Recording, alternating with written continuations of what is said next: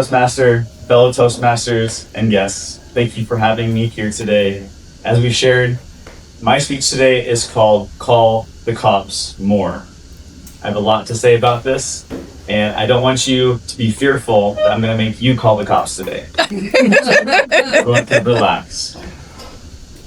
Along with this topic, my book title is called Evil Among Us, and I even toyed with the idea of naming my book Call the Cops More. There's a deep piece to this and a really big importance as we head into May, which is Mental Health Awareness Month. Calling the cops more is something that doesn't happen enough. It is important to do, and they are there to help. Many of us don't want to. Many of us fear that it would cause a worse situation, but they are here to support a mentally ill or mentally insane person in a crisis. My family went through a major tragedy, as our Toastmaster has shared, and that's what spurred this whole topic, because I could have called the cops more.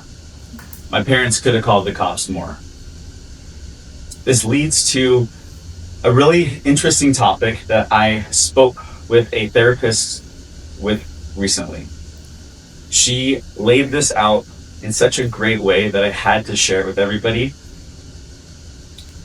When we become triggered from anything in life, part of our brain turns off. The logical brain turns off. We are only in emotion. I'm going to talk about this from the mental illness perspective and the enabler perspective. When someone is going through a mental health crisis, they're only in emotion. And you can't trust that. You don't know what's going to happen. Who here knows someone that is mentally unstable? Most of us know someone or know someone through somebody else. It's not our job to fix them. It's not our job to necessarily create a comfortable environment for them to be in, because they could get triggered at any moment, just as we can in daily life. These triggers where we go into an emotional state cause us to not think logically. Non-logical thinking is not good. Can we all agree? Yes. When we're not thinking logically, anything can happen. From the enabler's standpoint, think of a family of someone that has a mental illness in that family. The parents, the siblings, tend to turn into a enablement trigger. We want to create a comfortable environment. We don't want to push their buttons. We don't want to cause an issue, so we almost back off. If you've been a part of a alcoholic family or know there's different titles or different roles people play in that family, same thing goes for mental illness.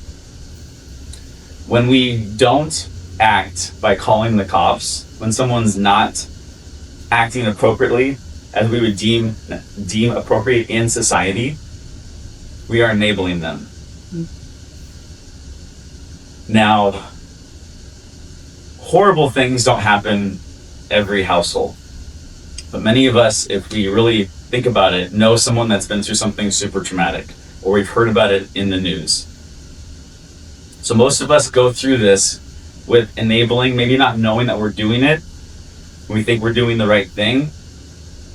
But me on the other side of it, you're playing with absolute fire, and you need to act. You need to create boundaries. Enabling is not good. If you looked in the news recently, the Rob Reiner story, there was a lot of enablement. These parents and these families love this person who is mentally ill. My family, I loved my brother who is mentally ill. We were told to call the cops a year prior. What I did was I called my parents, talked this through with them, and we decided it wasn't that big of a deal. He wasn't a threat to us or anybody else. So that was our first moment. There were other things that happened that are in my book that talk about another situation that happened that we could have called the cops on. We didn't. When I did call the cops, they took him to Evergreen Hospital. He was there 10 hours. They discharged him, and I took him to my parents' house. That's a kind of quick synopsis where they didn't really do anything to help. And the issue there that we found later down the road at the Supreme Court level from us suing the hospital, the Supreme Court level threw out our case because there was no doctor-patient relationship. Mm-hmm. When there's a doctor-patient relationship, there is more liability on the hospital. He was discharged within 10 hours. He had shaved his body. He had doused himself in gasoline. And he had threatened to light himself on fire. And we all would agree that that's enough reason to hold someone that needs help. If we had called the cops more, they might have kept him in longer. If we had called the cops more, he might have a normal life. If we had called the cops more, he could be medicated and not have gone this far and been triggered when he was in my parents' home when something happened and hell broke loose. From what we've learned going through this whole process, I'm going to be a broken record here with talking about calling the cops more. That's the main thing I want you all to take away with this, is that we think it's going to be worse, but you're actually setting yourself up for possible major danger. When we don't act and we wait until it's bad enough, that's also how the cops work. They don't really act until it's bad enough. If there's enough of a record, they can do something. If there's a doctor-patient relationship, they can do something. We didn't sue the hospital because we were mad at the hospital. We sued the hospital because there was a broken system that didn't fix what I couldn't fix. I had it in me to call the cops when I did, and that didn't fix the problem.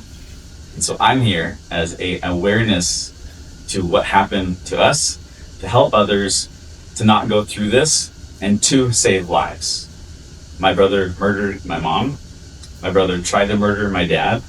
And my brother burned down our childhood home. This didn't need to happen.